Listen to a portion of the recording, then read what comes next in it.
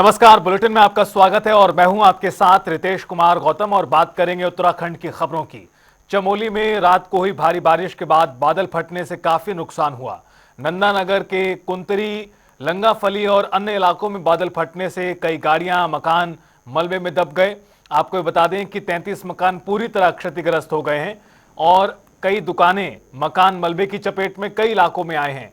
NDRF, SDRF और तहसील प्रशासन की टीमें राहत बचाव कार्य में जुटी हुई हैं। गोपेश्वर में जिला आपदा प्रबंधन केंद्र ने भी घटना की पुष्टि की है और कहा कि काफी नुकसान हुआ है। मौसम की खराब स्थिति की वजह से बचाव कार्य में मुश्किलें आ रही हैं, लेकिन टीमें लगातार काम कर रही हैं।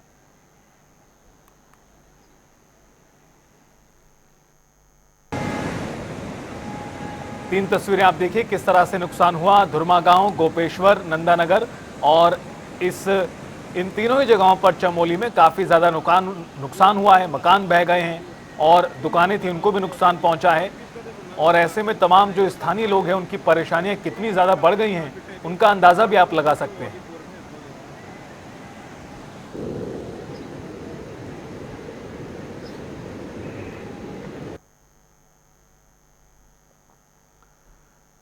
मुख्यमंत्री पुष्कर सिंह धामी ने लिखा, जनपद चमोली के नंदानगर क्षेत्र में हुई अतिवृष्टि से आसपास के घरों को क्षति पहुंची है। दुखद सूचना प्राप्त हुई।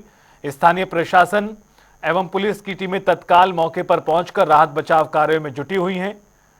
इस संबंध में निरंतर प्रशासन से संपर्क में हूं और खुद स्थिति की गहन निगरानी कर रहा हूं। सीएम ने लिखा, ईश्वर से सभी के सकुशल होने की प्रार्थना करता हूं।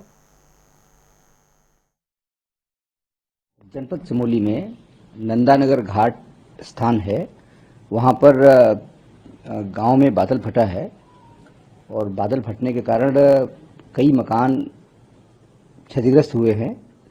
दो गांव हैं बेसिकली। एक गांव है कुंतरी लगा फाली, इसमें 8 लोग, और दूसरा है धुरमा, इसमें 2 लोग अभी लापता चल रहे हैं। कुछ पशुओं की हानि बताई गई है। राहत बचाव टीमें रात में ही घटना के तत्काल बाद मौके पर पहुंच गई थी। उनके द्वारा राहत बचाव कार्य किया जा रहा है और बाकी टीमें भी रास्ते में जा रही हैं, लेकिन नंदप्रयाग और घाट के बीच में 6 स्थानों पर रास्ता बाधित हुआ है। इसके कारण अन्य टीमों को पहुंचने में विलंब हो रहा है। फिलहाल मौके पर खोजबीन जारी है और लगातार जो लोग लापता हैं उनके खोजबीन का कार्य किया जा रहा है। देखिए, जहां तक मौसम की बात है, मौसम विभाग ने पहले येलो अलर्ट जारी किया था, बाद में कुछ समय पहले ही रेड और ऑरेंज अलर्ट चेंज हुआ वो, और जब रेड अलर्ट हुआ उसके बाद बरसात भी हुई, सब चीज़ें हुई। रात का समय था और उस कारण से बहुत तेज गर्जना भी हुई वहाँ पर, और गर्जना के बाद लोग अपने घरों से बाहर निकल आए थे। तो अधिकांश लोग तो घरों से बाहर निकल आए थे, वो तो सुरक्षित हैं पूरी तरह से। जो लोग नहीं निकल पाए थे उनको दिक्कत हुई है, वो लोग लापता चल रहे हैं। हमें उम्मीद करते हैं कि आसपास के क्षेत्रों में होंगे या कहीं होंगे, उनको खोजबीन का काम किया जा रहा है। तो वहीं मुख्यमंत्री पुष्कर सिंह धामी ने आज टपकेश्वर महादेव मंदिर क्षेत्र का भी निरीक्षण किया। उन्होंने अतिवृष्टि से प्रभावित मंदिर में जलभराव और मलबा हटाए जाने की जानकारी ली। पुजारियों एवं स्थानीय लोगों से भी बात की। इस दौरान निरीक्षण के बाद उन्होंने मंदिर में जलाभिषेक कर प्रदेशवासियों की सुख शांति की कामना की।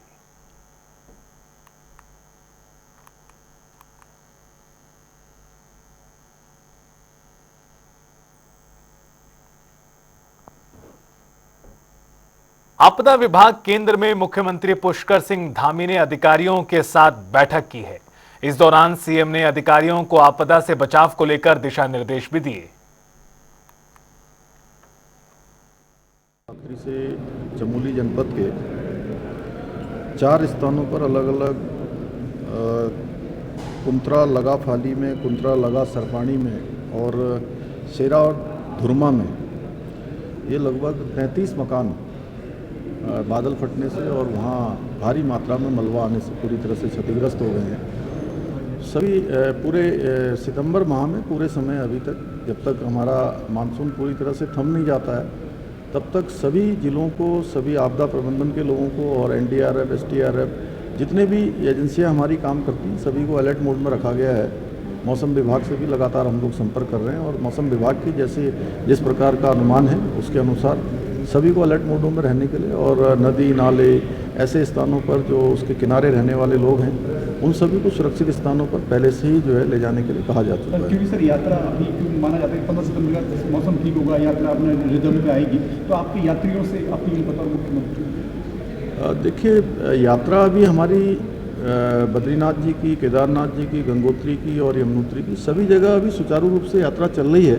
लेकिन फिर भी हमारा यात्रियों से कहना है कि अभी जो 4-5 दिन मौसम विभाग के द्वारा और मानसून का जो समय है उसमें मौसम की जो भविष्यवाणी होती है या अनुमान जो किया जाता है उसके अनुरूप ही अपनी यात्रा को नियोजन करें, जिससे कि उनको किसी प्रकार की परेशानी न हो।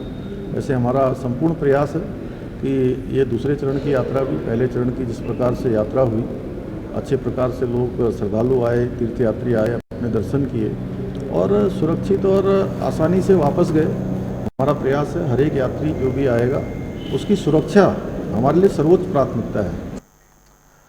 प्रदेश भर में हो रही आपदा के मद्देनजर मुख्यमंत्री पुष्कर सिंह धामी देहरादून स्थित आपदा परिचायक केंद्र पहुंचे और उन्होंने चमोली के नंदा नगर में आई आपदा के संबंध में विस्तृत जानकारी ली और राहत बचाव कार्यों का अपडेट लिया, मीडिया से साझा किया और कहा कि जो लापता लोग हैं उनकी तलाश युद्ध स्तर पर जारी है, घायलों को चिकित्सालय भेजा जा रहा है और प्रभावितों को तुरंत मदद पहुंचाने के निर्देश दिए गए हैं।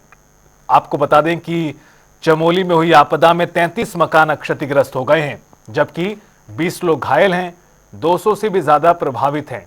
इस कड़ी में एसडीआरएफ और एनडीआरएफ की टीमें राहत बचाव कार्यों में जुटी हुई हैं।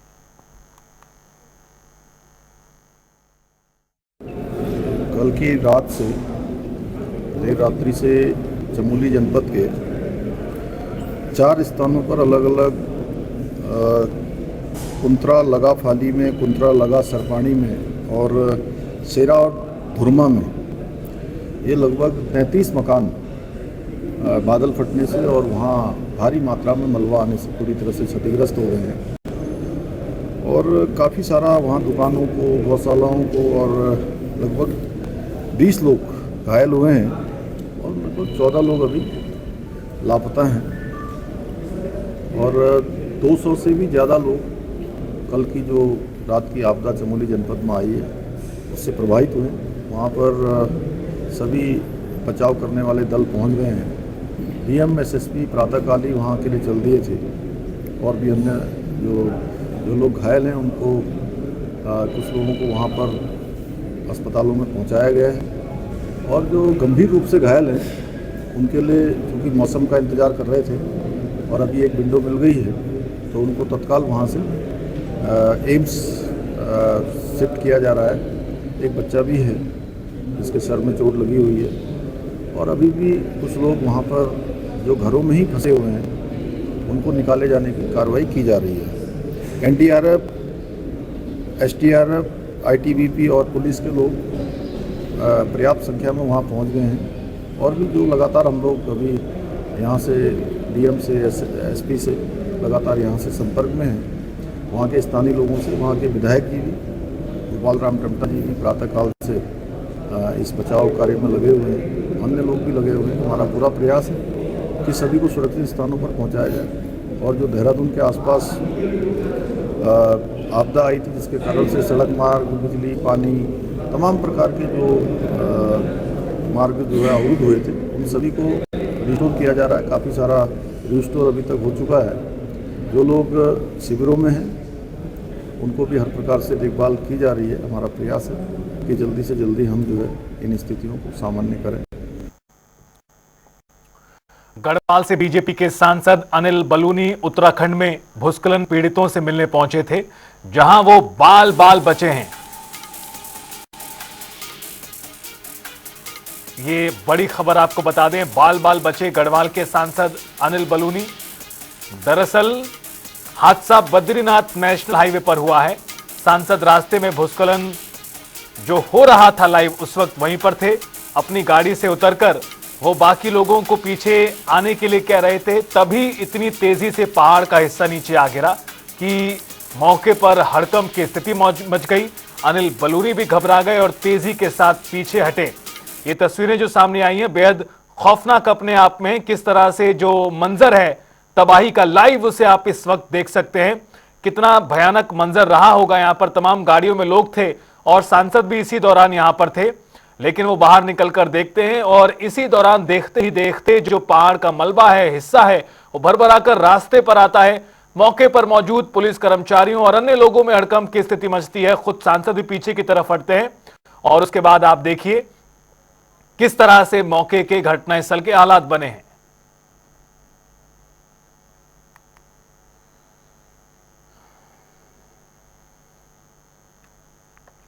इस वर्ष आई भीषण अतिवृष्टि और भूस्खलन ने इतने गहरे घाव दिए हैं जिन्हें भरने में बहुत समय लगेगा।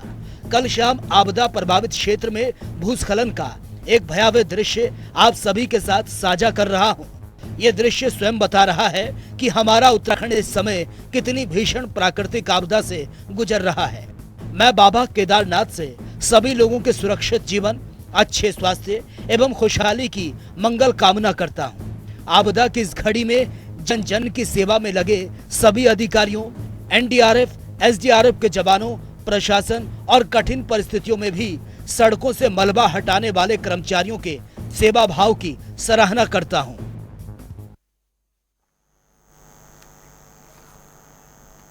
बीते दिनों देहरादून और मसूरी में आई आपदा के कारण देहरादून मसूरी मार्ग कई जगह से बाधित हो गया, जिससे सैकड़ों की संख्या में पर्यटक फंस गए। आपको बता दें कि कुठाल गेट शिव मंदिर से ऊपर एक पुलिया क्षतिग्रस्त होकर गिर गई, जिससे देहरादून मसूरी संपर्क रास्ता भी टूट गया। वहीं बतौर कैबिनेट मंत्री सतपाल महाराज ने आपदाग्रस्त इलाकों का निरीक्षण किया है।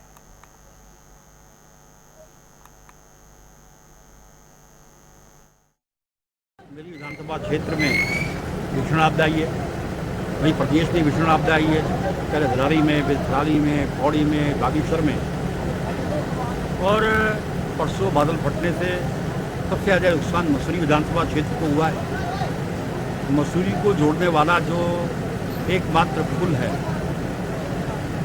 जो एक यातायात का एक साधन था, उसका एक पुल टूटने से आवागमन बंद हो गया।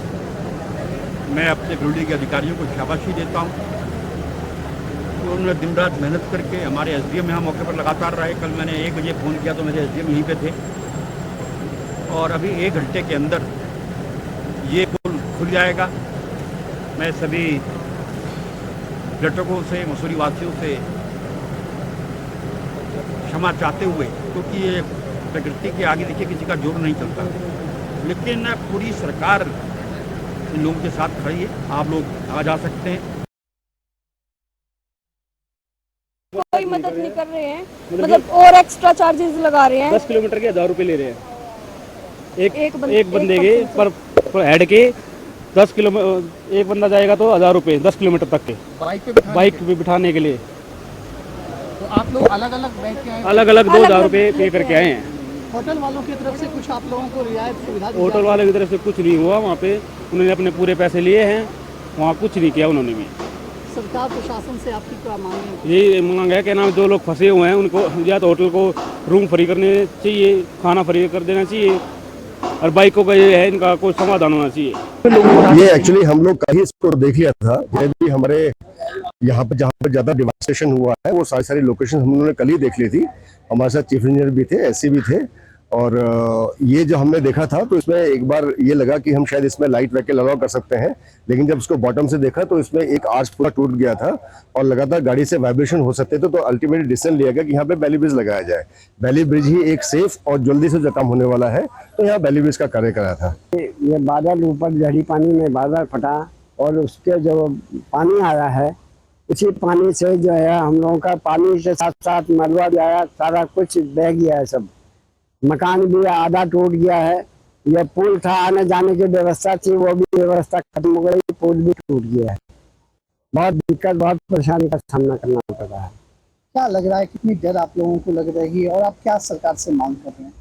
अब सरकार से यही हमारी कामना है कि वो थोड़ी मदद करें, हमारे व्यवस्था कर दें, आने जाने की व्यवस्था हो जाए। बच्चों को स्कूल जाने की बहुत दिक्कत, बहुत परेशानी हो रही है। कैसे हम लोगों का भी आना जाना बहुत दिक्कत की बात है, बहुत परेशानी हो रही है।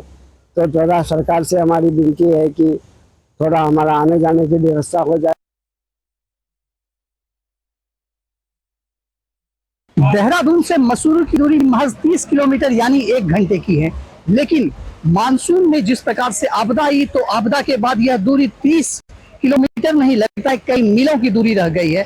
वही इस वक्त मौजूद हूँ देहरादून और मसूरी के बीच में, जहां पर आप देख रहे हैं किस तरीके से मेन रोड जो है वो बाधित हो चुका है, वो टूट गया है और उसके एवज में दूसरा मार्ग बनाया गया, सबवे बनाया गया है, जिसके माध्यम से लोगों को मसूरी से वापस देहरादून लाया जा रहा है। लोग आप देख सकते हैं किस प्रकार से यहाँ पर आ रहे हैं, मसूरी से लोग पर्यटक यहाँ पर आ रहे हैं और परेशान हैं, चिंतित हैं कि क्या होगा आगे, अब क्या कैसी स्थिति आगे रहेगी, क्योंकि आपदा ने ये सभी को प्रभावित कर लिया है। यदि बात करें मसूरी से आने वाले लोग की, तो मसूरी से आने वाले लोगों की संख्या काफी अधिक हो रही है। वहां पर देख सकते हैं आप रोपवे के माध्यम से लोगों को लाया जा रहा है और सबसे बड़ी बात है जो यहाँ पर देखें आपदा में कितनी बड़ी बड़ी पत्थरें शिलाएं यहाँ पर आ चुकी है और नदी के नीचे से ही लाया जा रहा है। अब बात यह उठती है कि यहाँ पर सबसे बड़ी बात देखें, एक ब्रिज जो थी यह भी ब्रिज टूट गई थी और इसके ऊपर एक वैली ब्रिज बनाने का काम किया जा रहा है, जहां पर अभी पर्यटन मंत्री और पीडब्ल्यूडी मंत्री सतपाल महाराज भी मौके पर मौजूद थे। वो उन्होंने आकर के मुआयना किया और मुआयने के साथ ही उन्होंने यह कहा कि आज शाम तक यह ब्रिज बनकर के तैयार हो जाएगा, यानी आज शाम से फिर से मसूरी में चहलकदमी दिखेगी। मसूरी कभी पर्यटकों की चहलकदमी से गुंजा हुआ करता था, लेकिन आज हालात यह है कि मसूरी में लोग दिख नहीं रहे, आपदा के कारण लोग परेशान हो चुके हैं। पुलिस नीचे ही बैरिकेडिंग लगा करके सभी को रोक रही है, गाड़ी 4 व्हीलर 2 व्हीलर को आने जाने से रोक रही है। लेकिन आपदा तो हर साल आती है, लेकिन हर साल आती है, बात यह उठता है कि किस प्रकार से त्वरित कार्यवाही की जाए ताकि आपदा से तुरंत निजात मिले। यूं तो मुख्यमंत्री के द्वारा भी दिशा निर्देश दिए गए हैं और वहीं पर सतपाल महाराज ने भी यहाँ पर मौके का मुआयना किया और दिशा निर्देश दिया, और लेकिन यह लगता है कि आज शाम तक जरूर यह पुलिया खुल जाएगी। अब देखना यह है कि वापस मसूरी में लोग कितने आते हैं और किस प्रकार से मसूरी फिर से गुलजार होती है। कैमरा पर्सन अनूप भट्ट के साथ मैं यशराज आनंद, जनता टीवी देहरादून। मसूरी में मूसलाधार बारिश और भूस्खलन से भारी तबाही हुई है, जिससे मसूरी देहरादून मार्ग बंद हो गया और करीब 2000 पर्यटक फंस गए। स्थानीय लोगों और प्रशासन ने मिलकर राहत कार्य किया। वहीं मुख्यमंत्री और मंत्री मौके पर पहुंचे। क्षतिग्रस्त पुल के स्थान पर 48 घंटे में बैली ब्रिज तैयार कर हल्के वाहनों की आवाजाही शुरू कर दी गई। आपको बता दें कि लोक निर्माण विभाग मलबा हटाने में जुटा है। पर्यटकों को भोजन, पानी और आश्रय की सुविधा प्रदान की गई है। हम परसों से फंसे हुए हैं, परसों रात से बादल फटा था ना, तो रास्ते में थे, रास्ते फिर बिल्कुल ब्लॉक हो गया। रास्ते पे गाड़ी बिल्कुल पत्थर गिर रहे थे ऊपर से और रोड पे पानी पानी सारे पत्थर था, ब्लॉक हो गया था पूरा रोड। कल से फिर स्टे रास्ते में स्टे किया। अभी क्या अधिकारियों से क्या कहा जा रहा है कि कब तक बंदेगी? बोल तो रहे हैं जल्दी से जल्दी, साथ लगे हुए हैं, देखो आप काम कर रहे हैं, देखो हो जाएगा तो रात तक निकल जाएंगे, देखते हैं कितना होता है। तो यहाँ के लोकल लोग हैं किस तरीके से? लोकल लोग बहुत सपोर्ट कर रहे हैं हर चीज़ में, बिल्कुल यहाँ पीछे भी लगे हुए हैं निकालने के लिए टूरिस्ट को, बिल्कुल बहुत अच्छा काम कर रहे हैं लोकल लोग, बहुत सपोर्ट कर रहे हैं बहुत ज़्यादा। तो आप 3 दिन हो गए मतलब? हाँ जी 3 दिन हो गए। जो खाने पीने की व्यवस्था है, जो रहने की? बस ऐसा ही है सर, जैसा मिल रहा है वैसा स्टे अपने कर रहे हैं होटल वगैरह में। क्या करें अब, गाड़ी में भी सो के देख दिन तो जैसा भी हुआ लगे हुए हैं उसमें। हमारा मसूरी देहरादून जो हाईवे है उसका हमारे पुलिस, ARTO और जो एक्शंस हैं हमारे PWD, हम सभी के द्वारा एक जॉइंट इंस्पेक्शन किया गया कि क्या ये रोड सेफ है या नहीं। तो इसी क्रम में अभी हम देखा कि कुछ जगहों पे थोड़ी सी ज़्यादा प्रॉब्लम हो गई थी, तो हमने कार्य बिल्कुल कर दिया है, लगभग कार्य कंप्लीट होने पे है, कार्य समाप्ति पे है। तो इसके उपरांत जो है ट्रैफिक को थोड़ा सुचारू किया जाएगा। स्पेशली पहले हमारी प्रायोरिटी के जो लोग फंसे हुए हैं देहरादून मसूरी के बीच में, कि पहले उनको हम सेफली पहुँचाएँ और इसके उपरांत जो है इस पूरी रोड को भी हम जो है चालू कर देंगे लाइट व्हीकल्स। हरिद्वार की मनसा देवी पहाड़ियों पर लगातार भूस्खलन का खतरा मंडरा रहा है, जिससे स्थानीय लोग और पर्यटक दहशत में हैं। 1 महीने में काली माता मंदिर के पीछे रेलवे ट्रैक पर कई बार मलबा गिर चुका है। प्रशासन और विशेषज्ञों की टीम निगरानी कर रही है। तो वहीं डीएम ने बताया कि स्लाइडिंग जोन की जानकारी मिलने पर राज्य आपदा प्रबंधन, रेलवे और राजाजी नेशनल पार्क प्रशासन की टीमें मौके पर भेजी गई हैं और लोगों को भी सतर्क किया जा रहा है।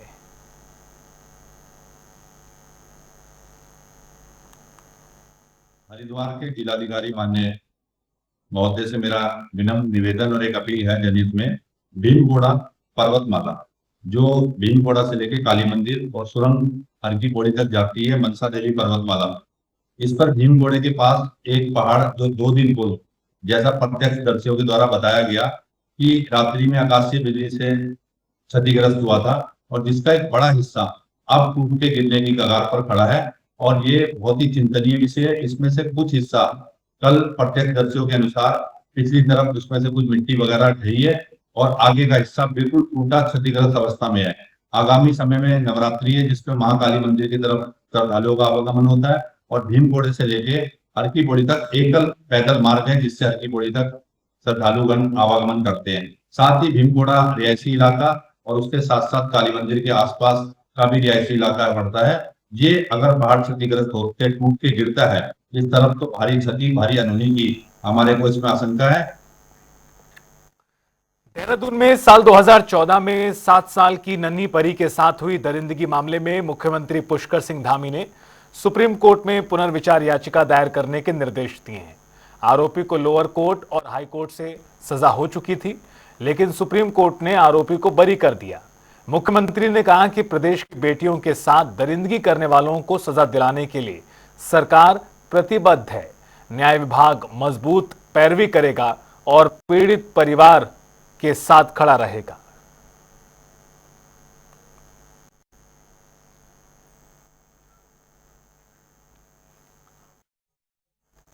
देश में नेक्स्ट जनरेशन जीएसटी रिफॉर्म्स लागू होने वाले हैं, जिसके तहत मौजूदा 4 स्तरीय कर ढांचे को सरल बनाकर सिर्फ 2 दरें 5 और 8% में बदला जाएगा, जबकि कुछ खास वस्तुओं पर 40% जीएसटी होगा।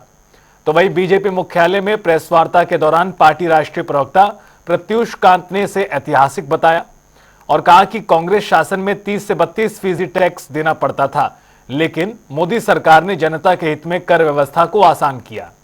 इससे न केवल लोगों के पास बचत बढ़ेगी बल्कि रोजगार और अर्थव्यवस्था को भी मजबूती मिलेगी।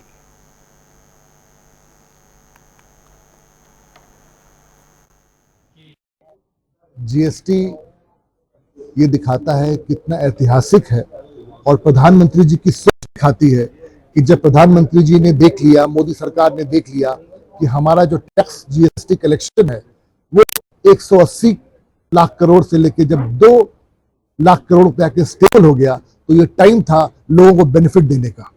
कांग्रेस समय में जिस तरह से 30%, 32% के वैट थे, उसके बाद आपने मान लीजिए सीमेंट पे दिया 30%, फिर आपने घर बनाने के लिए एसी फैन उस पर दिया 18%। माने आप तो टैक्स के चक्कर में हालत खराब थी। डे टू डे जरूरत की चीजें हैं उसको सब जगह टैक्स को या तो नील कर दिया या 5% लिया, जैसे हेल्थ इंश्योरेंस पर 18% टैक्स आप 0 दे रहे हैं आप। तो इस तरह से जो बेनिफिट दिया, टोटल मोदी सरकार का दिमाग में ये है कि भाई लोग सुबह से उठे और शाम तक सोने जाएं, जो चीजें उनको चाहिए, जो बेसिक यूज की चीजें हैं उस पर पब्लिक को फायदा मिलना चाहिए। और इस जीएसटी के अंदर में जो आप लोग देखेंगे 22 तारीख के बाद से हर चीज के दाम बदल जाएंगे, लोगों को इमीडिएट बेनिफिट होगा, लोग को बेनिफिट होगा तो लोग के पास पैसा आएगा तो लोग उसको बिजनेस में लगाएंगे, बिजनेस में लगाएंगे तो लोग मैन्युफैक्चरिंग बढ़ेगी तो प्रोडक्शन बढ़ेगा तो एम्प्लॉयमेंट बढ़ेगा। तो economy as we call it's a chain of events, उस इवेंट्स का सबसे ऐतिहासिक historical decision prime minister Modi ने लिया है। हरिद्वार में सुलभ इंटरनेशनल सोशल सर्विस ने स्वच्छता अभियान की शुरुआत की। रोडी बेलवाला मैदान में पदाधिकारियों ने स्वच्छता जागरूकता कार्यक्रम किया। ये 17 सितंबर को शुरू हुआ, जो 2 अक्टूबर तक चलेगा। यशस्वी प्रधानमंत्री जी के आज जन्म दिवस के अवसर पर सुलभ इंटरनेशनल सोशल सर्विस ऑर्गेनाइजेशन के द्वारा पूरे भारतवर्ष में हम लोग स्वच्छता अभियान कार्यक्रम को चला रहे हैं। इसमें उत्तराखंड प्रदेश में हम लोगों ने 3 जगह को चुना है, देहरादून, ऋषिकेश और हरिद्वार। सुबह में माननीय मुख्यमंत्री जी के द्वारा देहरादून में कार्यक्रम हुआ। माननीय विधायक और मेयर ऋषिकेश के द्वारा ऋषिकेश में सफाई अभियान का शुभारंभ किया गया और अभी हरिद्वार में शुभारंभ किया गया। ये 2 अक्टूबर तक स्वच्छता पखवाड़ा चलेगा और जगह जगह हम लोगों को जागरूक भी करेंगे और सफाई अभियान यहाँ के नगर निगम के साथ कोलिब्रेट करके उत्तराखंड पर्यटन के साथ मिलके हर एक जगह हम लोग करेंगे। फिलहाल इस बुलेटिन में इतना ही। आप देखते रहिए जनता टीवी।